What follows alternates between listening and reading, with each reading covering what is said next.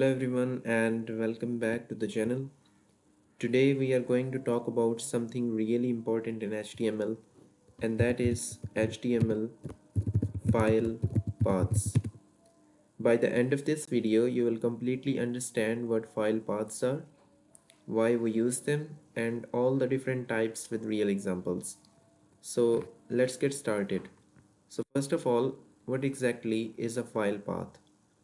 A file path simply describes the location file in a website's folder structure. Think of it like a home address. Just like you need an address to find someone's house, your browser needs a file path to find and load files like images, style sheets, videos, or other HTML pages. Whenever you link something in HTML, whether it's an image, a CSS file, a JavaScript file, or another web page, you're using a file path. So this is something you will use every single day as a web developer. Now there are two main types. Okay, there are two main types of file paths in HTML. First is absolute file paths. Okay, and the second is relative file paths. Go through each one in detail. An absolute file path is the full URL. Okay, it is the full URL or the complete address of a file. It includes everything: the protocol, the domain name, and the exact location of the file. Let me show you how it looks like. For example, you want to add an image to your web page. You need here the source attribute. Then you need https colon double slash www.example.com. For example, the image you want to add exists on this website and you need images. Then you write here, for example, photo.jpg, and you close it.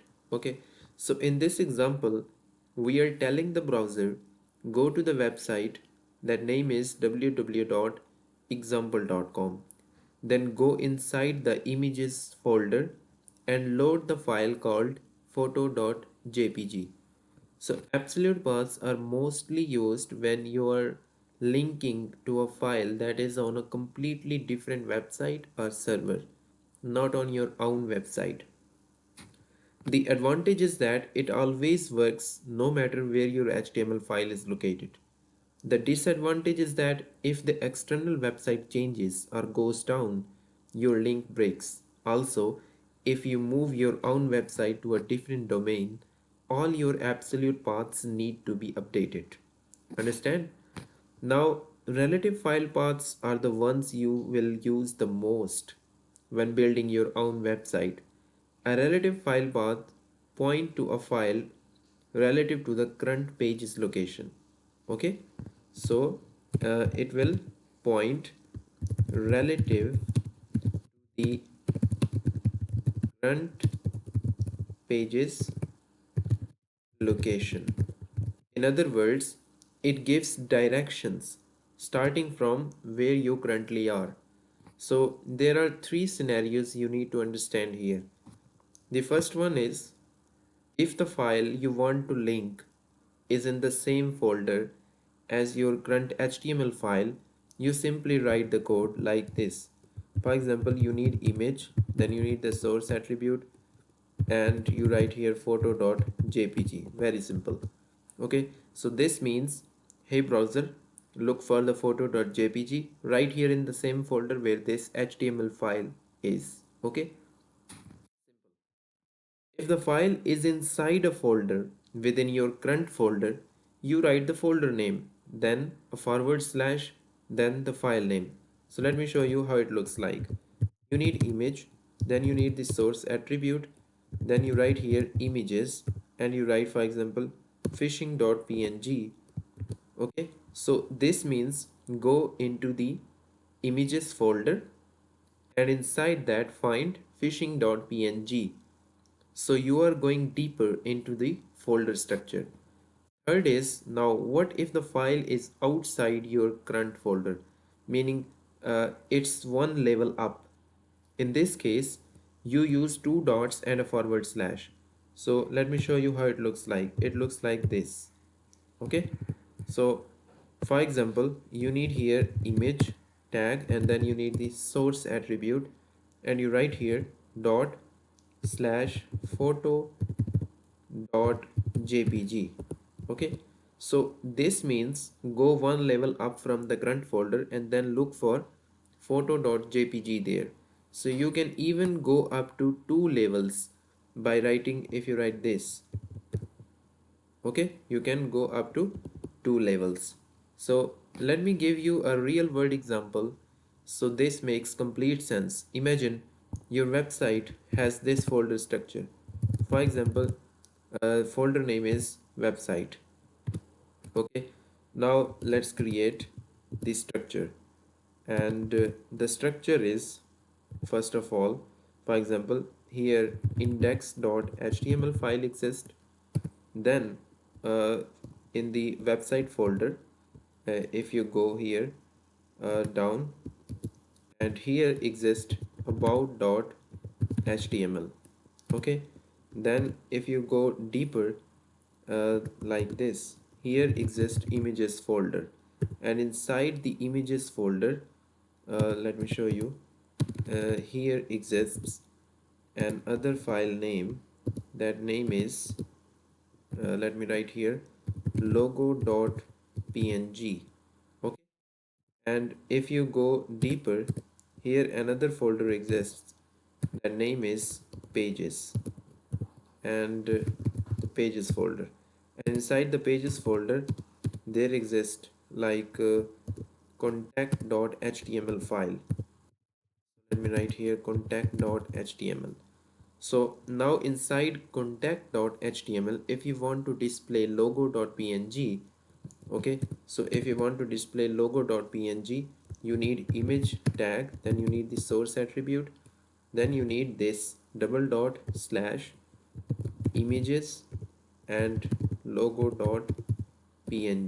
Okay, so you use double dot, okay, then slash, to go one level up from the pages folder back to the website folder, and then you go into the images to find logo.png. Okay, so file paths are not just for images, you use them in many places in HTML. Let me show you.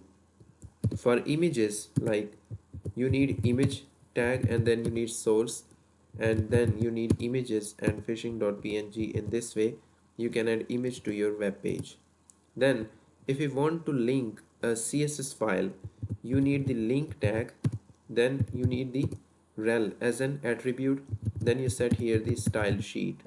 Okay, so then you need href as an attribute, and for example, file is in CSS folder, their file exists, name is style.css. So in this way you can add CSS to your HTML code. So if you want to link a JavaScript, so you need the script tag, then you need here the source attribute. For example, the file exists in the folder named JS, and here the file name is script.js, and then you close it. Okay, so in this way you can add JavaScript to your HTML web page. If you want to link other HTML pages, you need anchor tag, then you need href as an attribute, and then you need pages folder, about.html if you want to connect it. So you are gonna close this tag and you write here about us. Okay, so basically anywhere you reference an external file, you are using a file path. Now let me give you some best practices that professional developers follow. So let me write here, number one is relative paths. Okay, relative paths. Always use relative paths for your own website files. This way, even if you move your website to a different server or domain, the paths still work correctly. And number two, organized organized in folders. Keep your files organized in folders. For example, put all images in an images folder, all CSS files in a CSS folder, and all JavaScript files in a JS folder. So this makes your file paths clean and easy to manage. Number three is never use spaces in file or folder names. Instead of like if you use my photo dot jpg, it is incorrect. Okay, you should use here my photo dot jpg, or you can use here underscore. Okay, so spaces in the file names can cause errors in browsers. And number four, let me write here number four. Number four is case sensitive. So file names are case sensitive on most web servers. So photo.jpg, okay, photo.jpg and photo.jpg are different. Okay, so always be consistent with your naming. Most developers use all lowercase. Alright, let's do a quick recap before we finish. We have covered file path that describes the location of a file. Then we used the absolute path, that was the full URL used for external files. And then we used the relative path that was based on your current location used for your own files. And that's it. That is everything you need to know about HTML file paths. I hope this was clear and helpful. If you found this video useful, please give it a thumbs up and subscribe to the channel for more HTML tutorials. Drop any questions in the comments below. I read every single one. See you in the next video. Take care.